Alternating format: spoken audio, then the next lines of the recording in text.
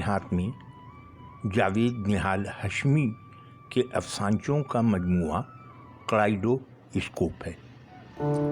قریض میں وہ لکھتے ہیں، افسانوی ادب کے سنجیدہ قائرین و ناقدین میں سے بیشتر نے افسانچوں کو وہ مقام دینے سے گریز کیا ہے جس کے یہ متقاضی رہے ہیں، لیکن یہ ایک حقیقت ہے کہ ان کی اہمیت و انفرادیت سے یکسر انکار بھی ممکن نہیں۔ یہ منٹو اور جوگندر پال جیسے قد آور ادیبوں کی جانب سے سند یافتہ ہیں۔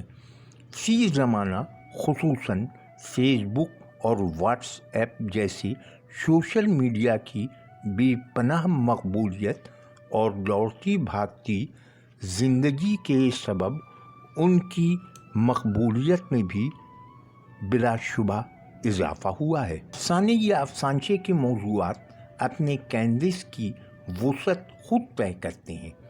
افسانچے 2 سطری بھی ہوتے ہیں اور 100 لفظی بھی، ایک صفحے پر مکمل یا پھر چند صفحات پر محیط، لیکن وہ سب کے سب زندگی کے مختلف رنگوں کی عکاسی کرتے ہیں، منفی و مثبت پہلوؤں کو منعکس کرتے ہیں اور یوں زندگی کی کئی مختلف اشکال ہمارے سامنے پیش کرتے ہیں۔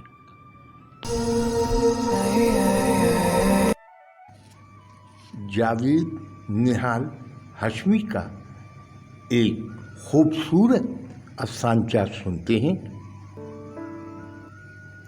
عنوان ہے خوف درون۔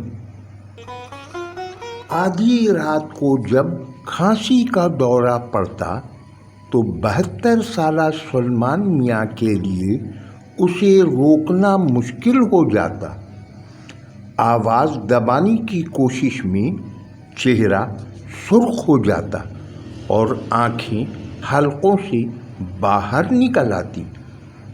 ڈاکٹر صاحب، اس کھانسی کا کچھ کیجیے، پڑوس کے میرے دونوں ساتھی کھنہ اور انصاری ایک ایک کر کے جا چکے ہیں، کہیں مجھے بھی۔ ڈرنے کی کوئی بات نہیں، آپ کی بیماری جان لیوا نہیں ہے۔ جان لیوا تو ان کی بھی نہیں تھی، مگر ان کے گھر والے انہیں سال میں صرف ایک دن کے لیے تہوار کے موقع پر گھر لاتے ہیں۔ اب ہم سنتے ہیں خالد شیخ طاہری کا افسانچہ۔ عنوان ہے علاج۔ تم پاگل نہیں ہو، بس تنہائی نے ذہنی مریض بنا دیا ہے۔ تمہیں کسی اچھے دوست کی اشد ضرورت ہے۔ ماحول بدلو، سوچ اور خیالات میں تبدیلی لاؤ، دیکھنا کچھ ہی دنوں میں بالکل ٹھیک ہو جاؤ گے۔ سائیکاٹرسٹ نے مسکرا کر حتمی لہجے میں کہا۔ وہ کلینک سے نکلا اور گھر کی طرف چل پڑا۔ گھر میں داخل ہوا ہی تھا کہ بیوی نے راستہ روک لیا۔ وہ دہاڑی، تم نے میری زندگی اجیرن بنا دی ہے، تم پاگل ہو پاگل، دیکھنا ایک دن میں بھی تمہاری طرح پاگل ہو جاؤں گی۔ وہ خلاف معمول خاموش رہا اور مسکراتا ہوا بیوی کے مزید قریب آیا، ماتھے پر پیار کیا اور بولا، آج کے بعد کوئی پاگل نہیں ہوگا۔ یہ کہہ کر اس نے طلاق نامہ کی صورت میں اپنا علاج بیوی کے ہاتھ میں تھما دیا۔ افسانچے کی آبیاری کے لیے دنیائے افسانچہ کا حلقہ وسیع کریں۔ اپنے احباب سے گزارش کریں کہ وہ چینل کو سبسکرائب کریں، सब्सक्राइब करने के बाद घंटी का बटन ज़रूर दबाएं।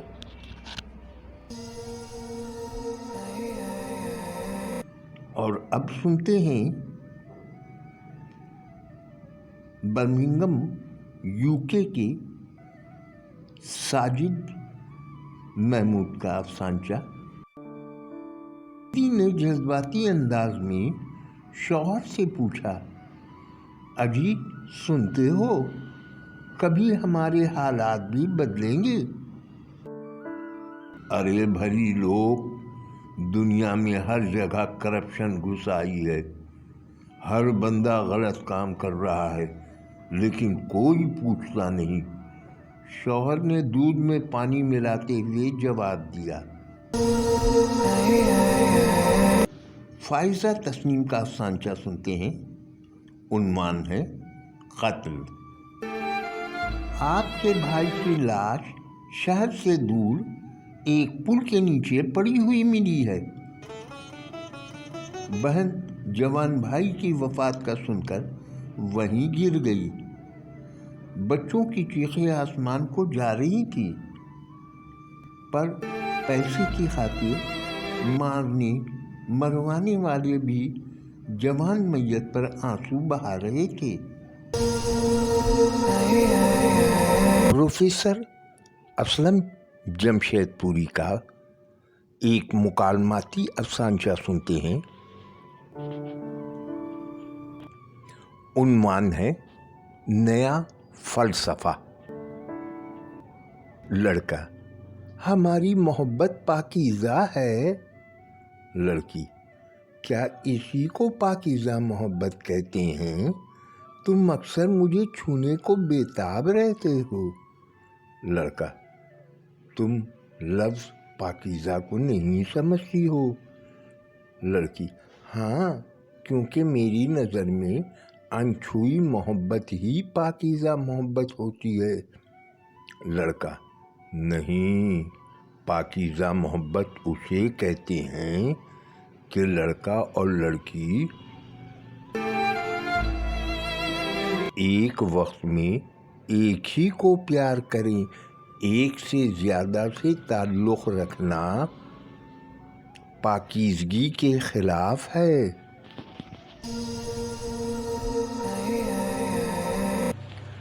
कुत्ते ज़ेब सिंधी का दिलचस्प अफसानचा, जिसे उर्दू में तर्जुमा किया है आकाश मुगल ने। मासूम बच्चे को बावले कुत्ते ने काट खाया। ममता की मारी माँ ने अपने लख्त जिगर को लेकर सरकारी अस्पताल का रुख किया। उसे कहा गया, अस्पताल में कुत्ते के कांटे की वैक्सीन दस्तयाब नहीं। परेशान हाल माँ ने पूछा, कहाँ से मिलेगी वैक्सीन? बताया गया, अस्पताल से बाहर वाले मेडिकल स्टोर पर मिलेगी। गमज़दा माँ मासूम दुलारे को सीने से लगाए मेडिकल स्टोर पर पहुंची और वैक्सीन तलब की, मगर वैक्सीन के दाम सुनकर उसरत ज़दा माँ के पैरों तले ज़मीन निकल गई। बेबस माँ दिल शिकस्ता होकर बच्चे को घर ले गई। हर गुज़रते दिन के साथ बच्चे की हालत गैर होती गई। चंद ही दिनों बाद नन्हा फूल मुरझा गया। दिल बर्दाश्ता माँ ने अपने जिगर गोशा की लाश उठाकर सदाए एहतजाज बुलंद की। वहाँ से गुज़रते गामों ने दुखियारी माँ के करीब पहुंचकर पूछा, आपका बच्चा तो मर गया, अब एहतजाज क्यों कर रही हैं?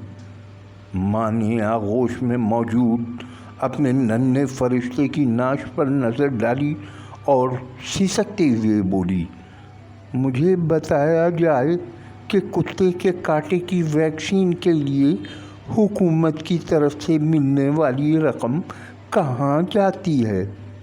गामू ने अफसरदगी से जवाब दिया, वो रकम बड़े कुत्ते खा जाते हैं।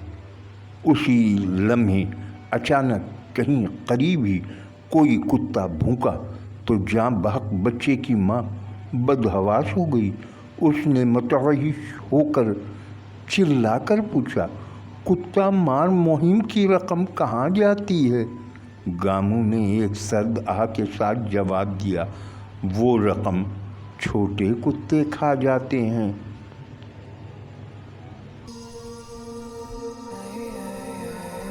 साइमा सैयद का अफसानचा सुनते हैं। उन्वान है मिलावट। अरे इतनी जल्दी उतर गया, कितना कच्चा रंग था। तौबा, आजकल हर चीज़ में मिलावट है। अपनी सास की बात पर एक नन्हा सा अश्क उसके मांद पड़ते हनाई हाथों पे जा ठहरा। क्या मेरी चाहत में भी मिलावट थी जो उस बेवफा पर रंग ना चढ़ा सकी?